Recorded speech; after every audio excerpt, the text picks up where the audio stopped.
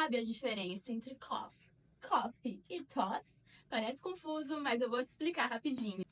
Coffee significa café. I love coffee in the morning. Já cough significa tosse ou tossir. I had a bad cough yesterday. Toss significa arremessar ou jogar algo de leve. I toss you the kiss. Agora ficou fácil, né? Salva esse Reels pra ver depois e já manda para aquele amigo que precisa aprender inglês de um jeito prático.